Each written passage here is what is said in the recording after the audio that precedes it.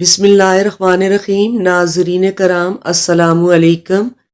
یہ 1998 کی بات ہے۔ مصر میں مشہور ڈانسر فیفی عبدو کا طوطی بولتا تھا۔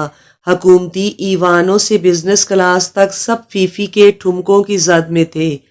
قاہرہ کے ایک 5 اسٹار ہوٹل میں اپنے جلوے دکھانے کے بعد فیفی نے شراب پینے کے لیے بار کا رخ کیا۔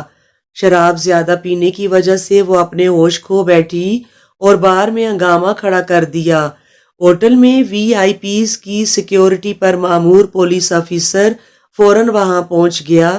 اس نے بڑے مؤدبانہ انداز میں فیفی سے کہا کہ آپ ایک مشہور شخصیت ہیں، اس طرح کی حرکتیں آپ کو زیب نہیں دیتی۔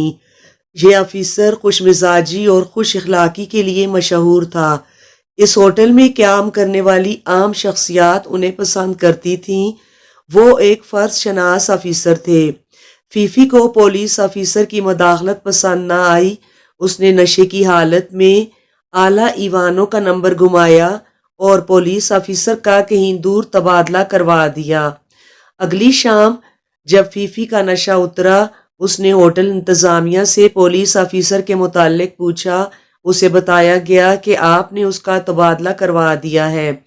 فیفی نے فون گھمایا۔ سرکار نے پولیس آفیسر کو واپس ہوٹل رپورٹ کرنے کا حکم دیا۔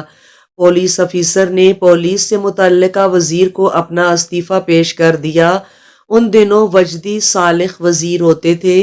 وزیر نے حیرت سے پولیس آفیسر سے پوچھا کہ اس ہوٹل میں ڈیوٹی کرنے کے لیے پولیس آفیسر بڑی بڑی سفارشیں کرواتے ہیں، آپ کو دوسرا موقع ملا لیکن آپ استعفیٰ پیش کر رہے ہیں۔